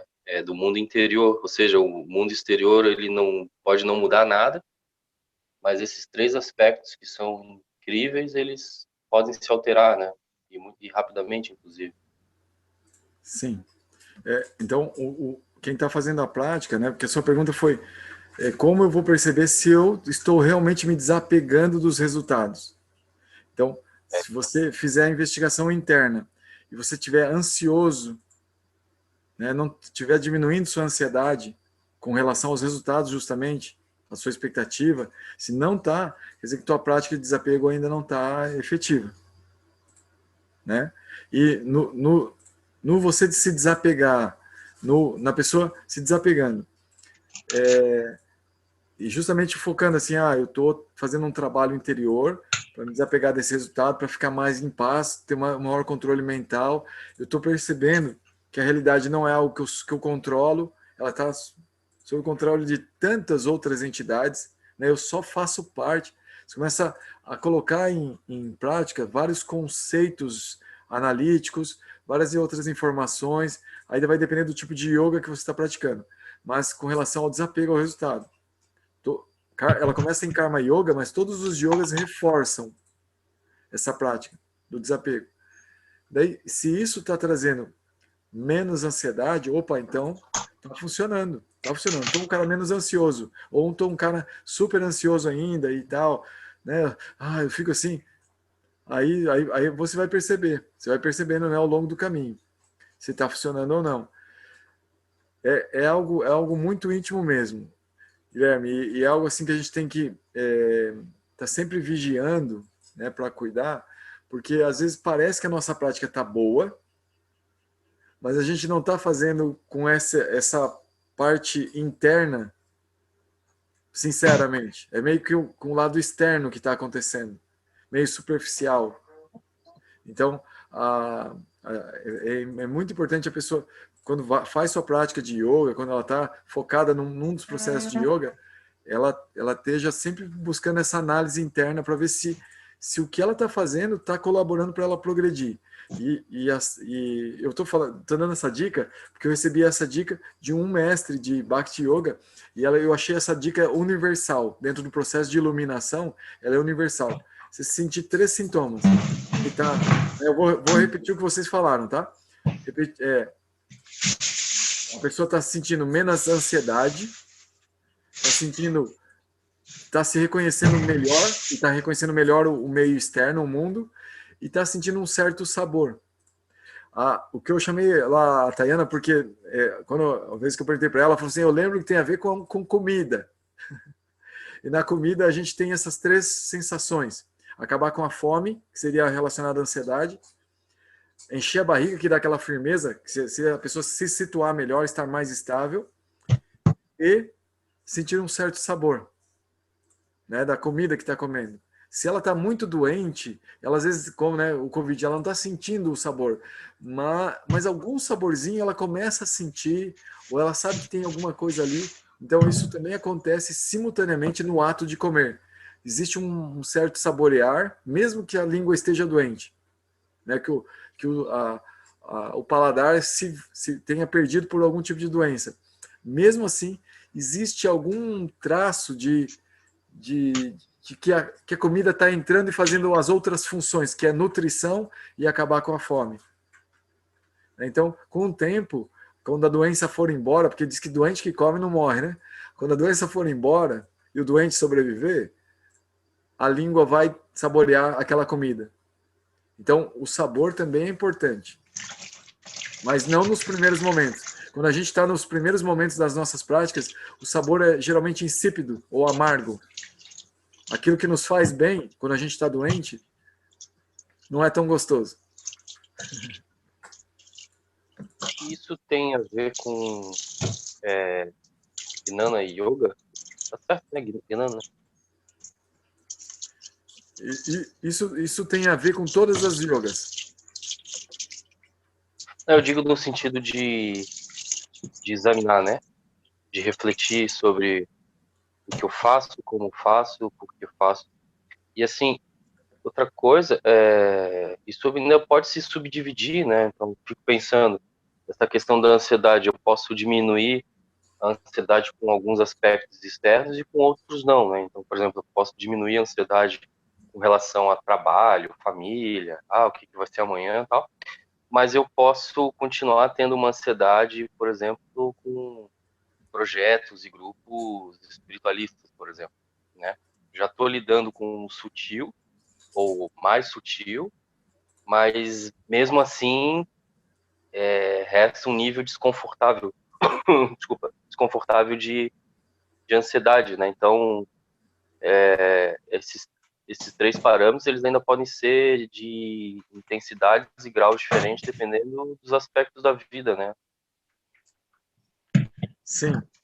Até eu vi um comentário aqui do Fábio, né? O Fábio, obrigado pelo comentário. A Exaltina tem uma dúvida e a Cristine fez um comentário também, né? Obrigado.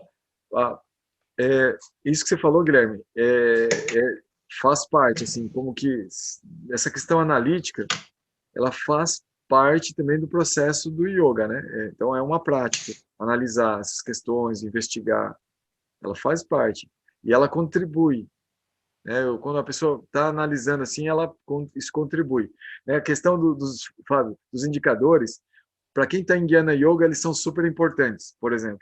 Então, vai depender do nível de yoga que a pessoa está e que ela vai buscar alguns indicadores assim. E esses indicadores internos, eles são muito importantes. Por exemplo, eu entrava em ansiedade, por exemplo, com relação ao meu trabalho. Hoje já não entro mais. Eu estou fazendo uma prática e hoje já está muito mais tranquilo, estou muito mais estável mentalmente com relação a isso. Mas tem certas coisas que estão me perturbando ainda, eu fico ansioso por certas coisas, como o Guilherme está falando. Então, isso, de certa forma, Fábio, são indicadores internos. Eu sinto que tem alguma coisa queimando, que está ali como se fosse uma fome sabe? A fome é um indicador de que está faltando alguma coisa, né? Então, assim, a gente, e esses indicadores, eles são naturais, né? Então, a gente tem que dar uma certa, prestar atenção nesses indicadores, porque eles indicam muito o nosso estado, né? Como o estado da fome indica o nosso estado do corpo, né? Que precisa de nutrientes.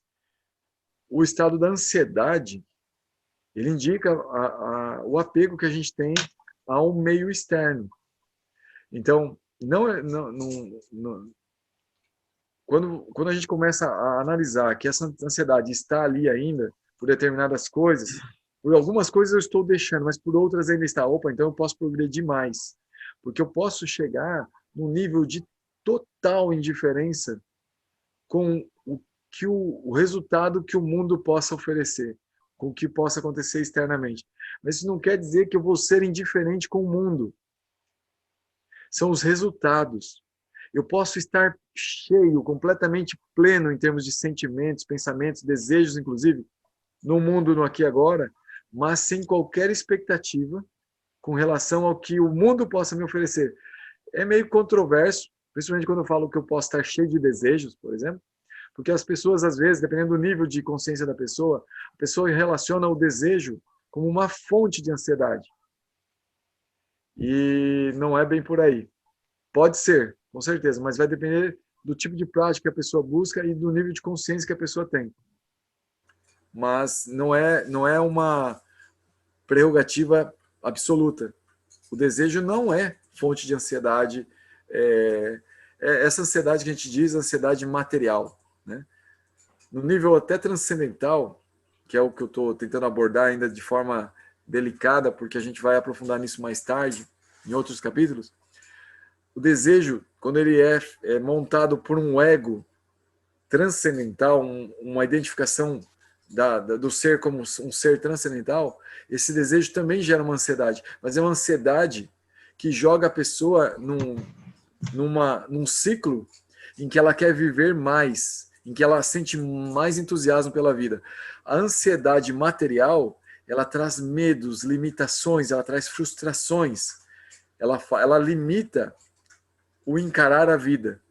Então é um tipo de, certa forma, mal. A gente percebe como a ansiedade material ela traz algo que a gente considera ruim, porque ela limita, ela condiciona. Então, nesse sentido, né? Nesse sentido que eu estou falando. Então, esses são alguns indicadores importantes, Fábio. Esses indicadores que foram dados, eles são indicadores internos, eles não são externos. E aí eles são importantes realmente para a pessoa aprender a se conhecer. Né, o Bhagavad Gita ele vai abordar vários temas que levam a esse olhar interior para se analisar e se conhecer melhor. Agora, sim, uma pergunta. Com todas essas nuances e armadilhas, tanto do ego, né, e do conhecimento que a gente adquire, a minha pergunta é, você acha que é possível ser um autodidata ou ter uma autossuficiência? Eu estou lendo Gita e me basta isso? Essa caminhada sozinha é possível? Essa é a minha pergunta. Ela é possível, Edmilson. Assim, é como que a gente vai estudar o Gita agora e a gente vai ver que a abrangência do caminho da iluminação é muito ampla, nossa, cabe quase tudo ali dentro, desde que a pessoa tenha esse desejo sincero de progredir, de evoluir internamente, de crescer como pessoa. Isso é yoga, né? Se unir com algo mais elevado, pode ser a si mesmo. Eu quero ser uma versão melhor de mim mesmo. Então eu estou em yoga, porque cada vez eu estou querendo ser melhor, estou tentando me conectar com uma versão melhor de mim, que não sou eu ainda. Então isso também é yoga. E isso pode ser feito de forma autodidática também. Isso pode acontecer com esse autodidatismo e tal. Só que ele, às vezes, é mais difícil, é mais complicado, é mais demorado, às vezes. Eu acho assim, que se a pessoa conseguir boa associação, tem aqueles velhos ditados, né? Diga-me com que andas, eu direi quem és. Porque sim, nesse sentido. A companhia, ela impregna as pessoas assim de exemplos, de conhecimentos que são muito práticos. Então, às vezes, a pessoa ela conseguia ver a coisa só num viés, só num jeito ela conseguia interpretar, perceber e tal, e com dificuldade de ver de formas diferentes, mais profundas e tal, e às vezes numa associação saudável, ela vai sim, conseguir ver isso de forma multidimensional e prática, e ela vai colocar em prática também junto com outros, então acaba sendo um processo de aprendizado, de evolução muito mais rápido. Ok, obrigado. Mas a gente não pode esquecer que antes só do que mal acompanhado. E antes de Sim, acompanhar... com certeza. Com certeza. Ô, Cristine, você quer falar um pouquinho desse teu comentário que você colocou aqui? Seria ótimo ouvir um pouquinho mais sobre o que você falou aqui.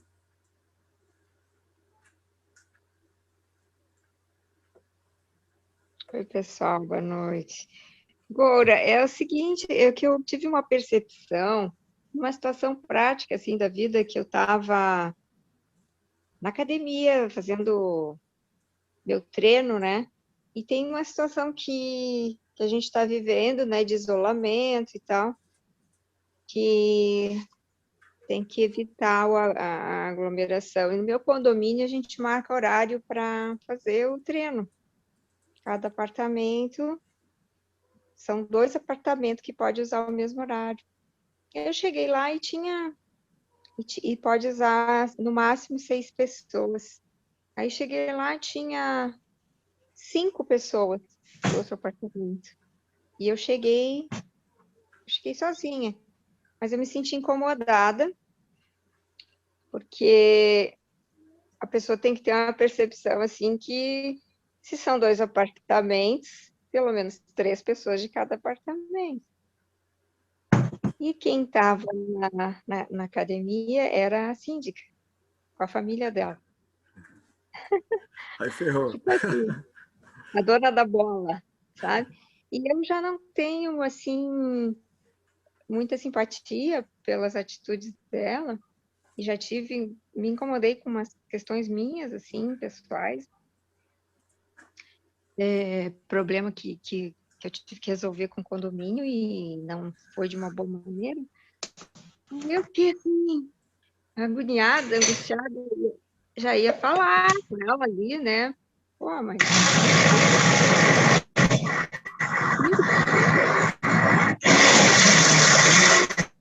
Que barulho é esse, meu? Marcela, por favor, desliga seu áudio, por favor.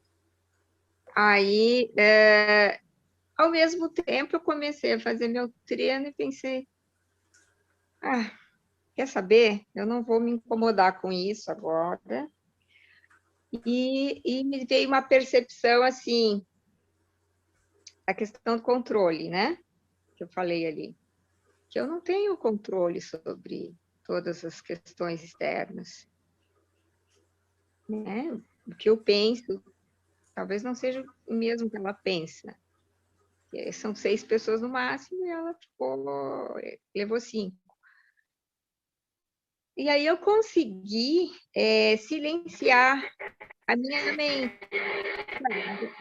Vou me colocar no aqui e agora e fazer o que eu vim fazer. Eu tenho tanto tempo para fazer esse treino.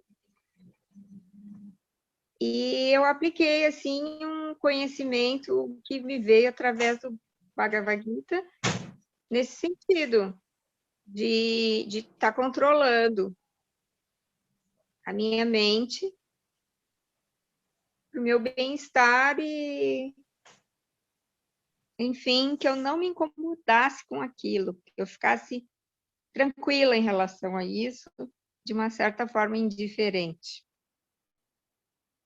Uma situação assim, corriqueira, né, do dia a dia, mas eu disse, peraí, isso aí não precisa me incomodar agora. Depois eu vou lá e escrevo um e-mail para ela e digo tudo que eu quero dizer, mas agora eu vou fazer meu treino e vou ficar tranquila. É nesse sentido, a minha colocação. Legal, Cristine, muito obrigado. É bem prático o negócio mesmo, porque o resultado a gente sente nisso, né?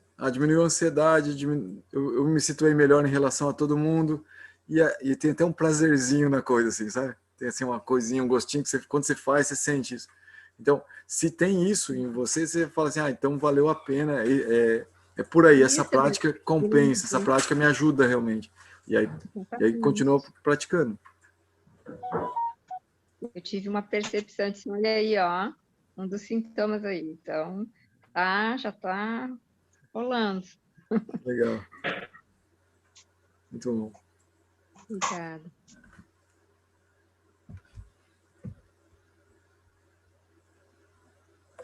Pessoal, alguém mais gostaria de conversar, falar um pouquinho?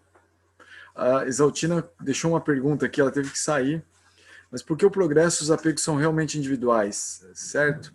Por isso, os sentimentos são individuais. Sim.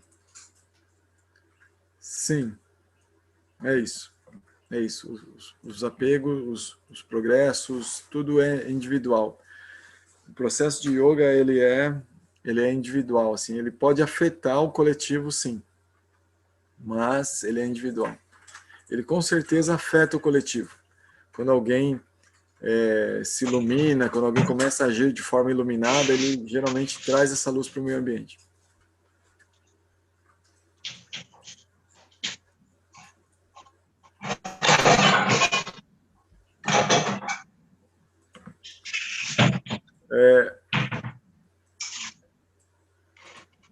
Pessoal, eu gostaria de ouvir mais alguém, assim, alguém gostaria também de fazer o seu comentário, deixar um pouquinho, um pedacinho seu aqui com a gente?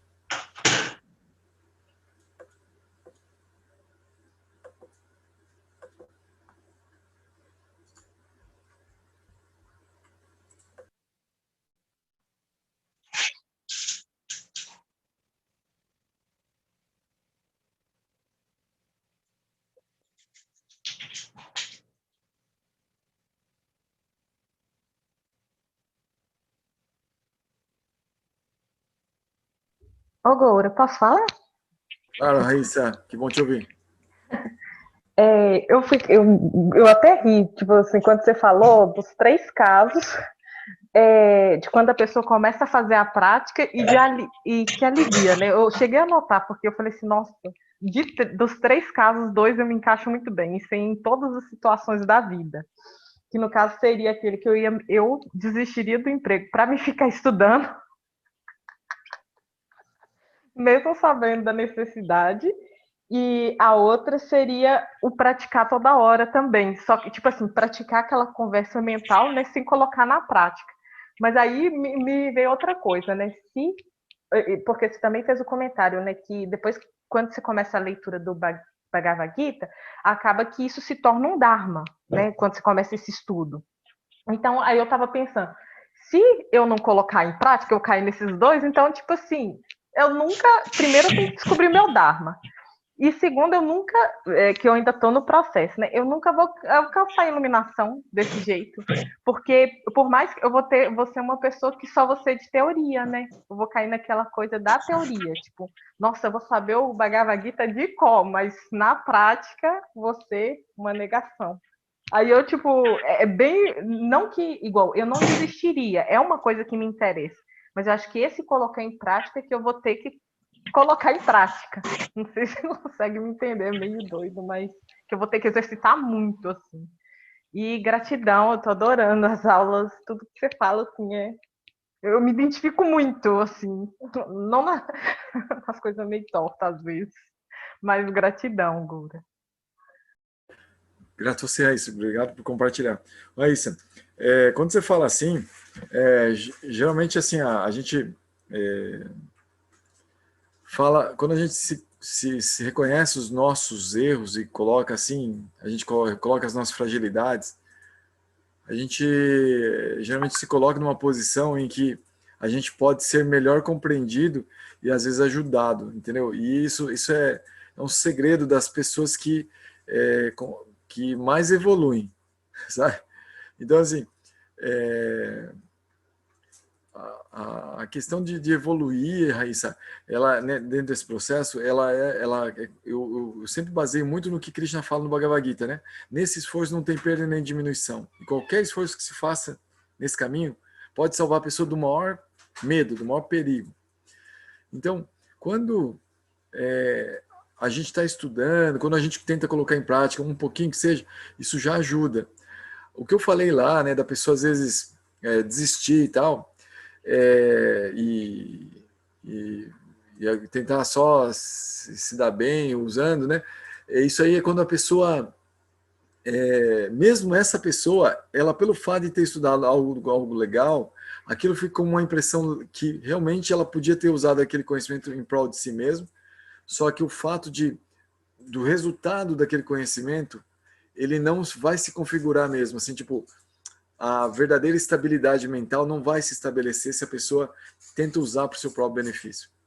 Porque ela vai construir uma imagem egóica dela, entendeu? Então, é que eu falo assim, não funciona, mas num nível funciona porque ela já teve uma referência do que seria.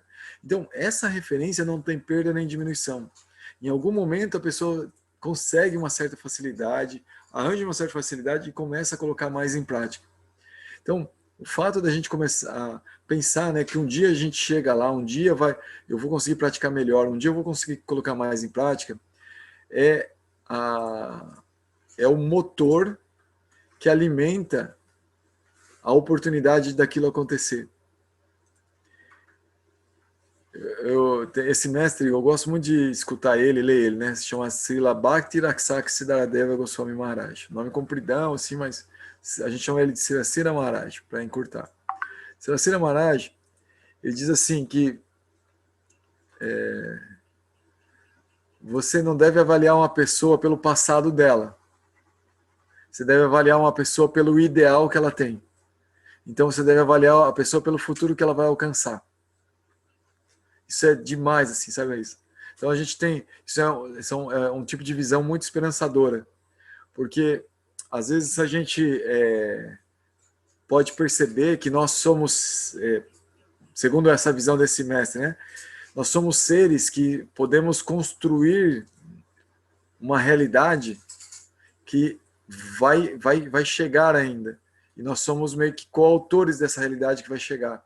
Depende muito disso, daquilo que a gente escolhe, daquilo que a gente acredita, daquilo que a gente percebe que ainda está longe, mas um dia eu chego lá. Essa fé é o que realmente vai trazer aquela realidade, né? E ele diz assim que isso, as pessoas devem ser avaliadas por isso, né? Pelo que elas acreditam. Então eu acho muito bonito, sabe isso? Eu queria te falar isso aí. Obrigado por você compartilhar sua fragilidade. Mas eu te compartilho assim também que eu fico muito muito parecido com o que você falou. E o fato de estudar com vocês aqui me ajuda a escutar o Bhagavad Gita, a falar dele. Isso me ajuda a colocar em prática nas horas necessárias, né? Obrigado. Gratidão, Goura. Gratidão.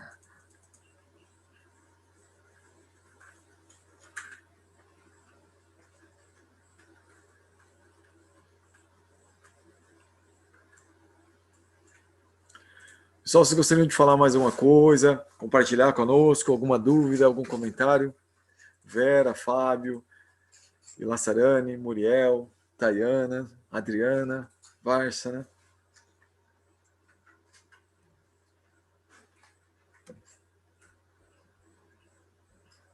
Cristine, quiser falar mais alguma coisa. Raíssa também, se quiser falar mais.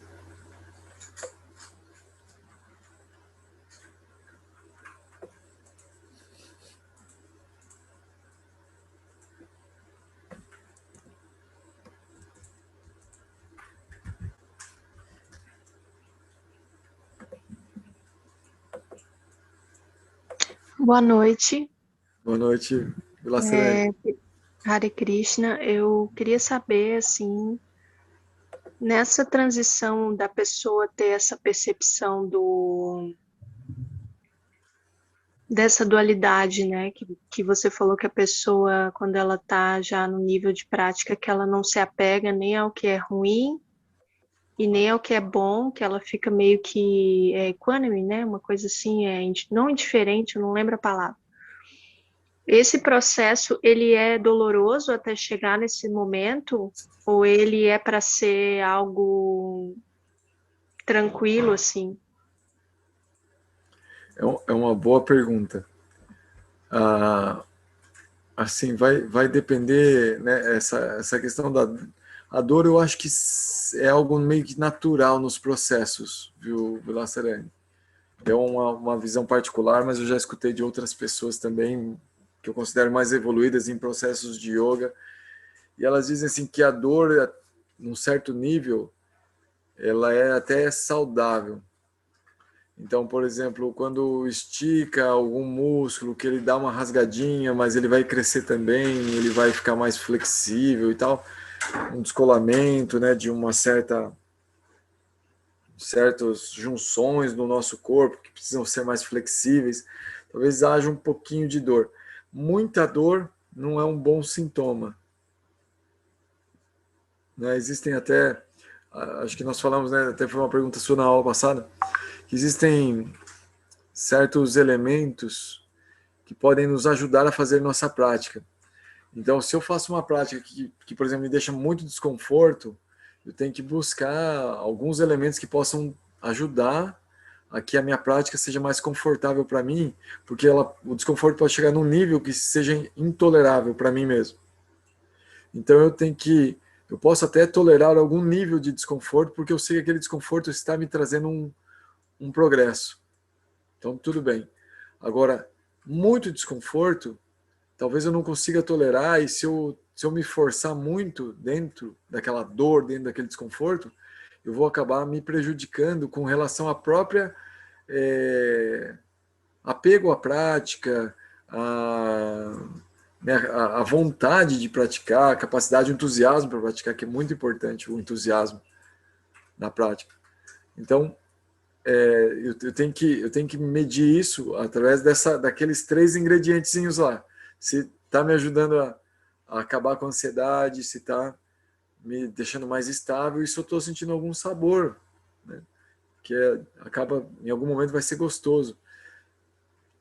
Né? Assim, a dor, ela pode até existir, ela não é algo assim, um elemento necessário e em todas as situações, não é algo assim, mas ela pode existir e fazer parte do processo, a dor. Né? Mas ela não eu não posso dizer que ela não exista, mas não posso dizer que ela não vai existir. Ela na maioria dos processos, e dependendo das pessoas, vai existir dor. Na maioria. E em relação a essa pergunta, assim, eu digo também mais relacionado com a identificação, né? Que muitas vezes a gente sofre pela identificação de determinadas coisas, assim, atitudes. E como que faz, assim, não sei, para esse sofrimento não ser tão forte, porque mesmo que a gente tenta ali, devido às experiências e tal, a gente acaba sofrendo, sabe? Com algumas coisas que acontecem, assim, não sei.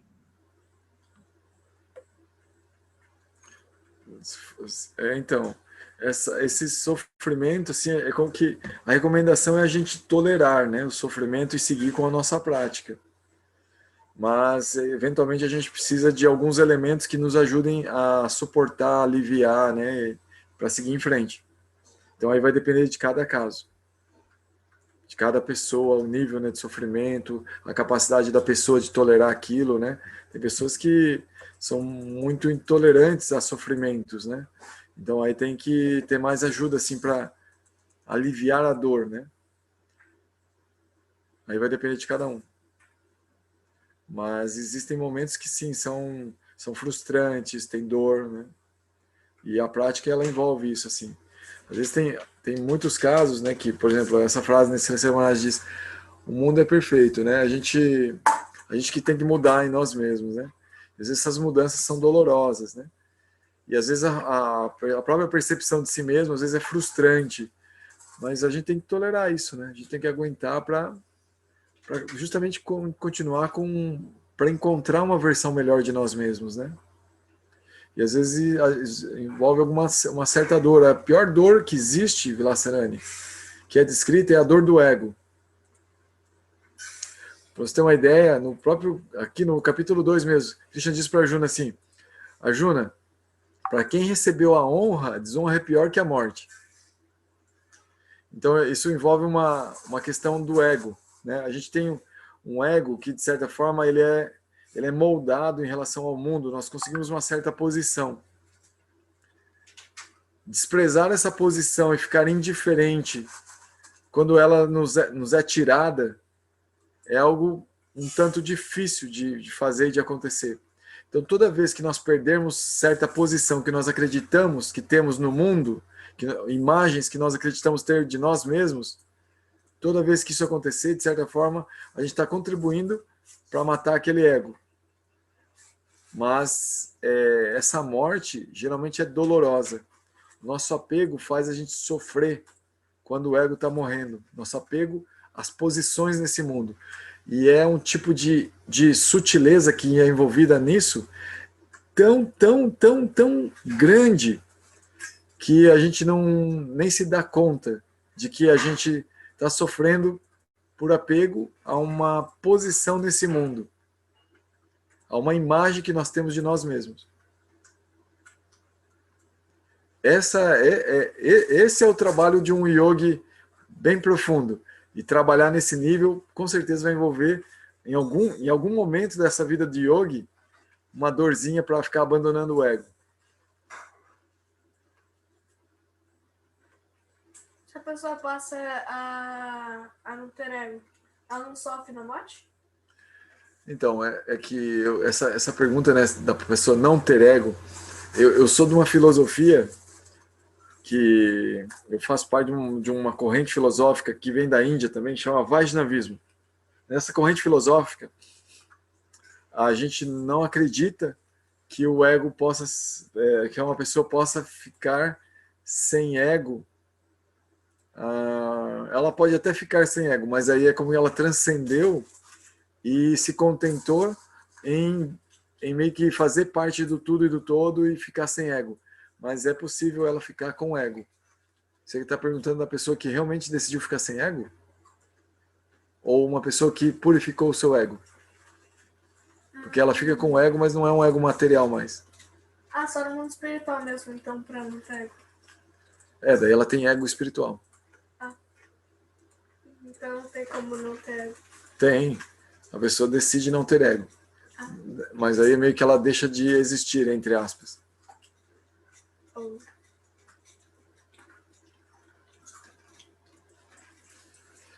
Essa é uma pergunta mais que a gente também vai abordar no capítulo 12, personalismo e impersonalismo. São essas correntes filosóficas aí que eu estou falando para vocês, né? Eu pertenço mais ao personalismo. Mas no impersonalismo é possível ficar sem ego, respondendo ao Radharaman. E aí a pessoa que fica sem ego, né, chega nessa etapa de ficar sem ego, ela já atingiu a transcendência. Mas é uma etapa da transcendência, segundo a corrente personalista, a transcendência pode ser alcançada em outros níveis também.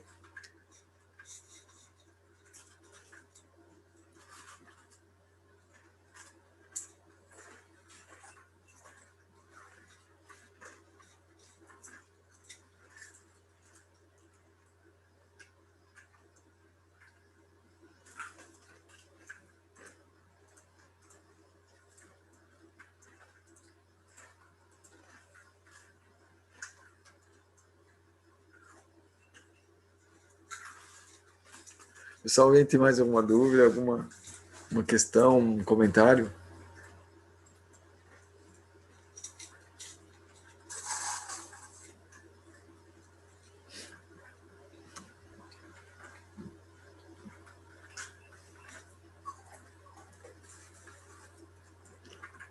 Vera, obrigado pelo seu comentário ali.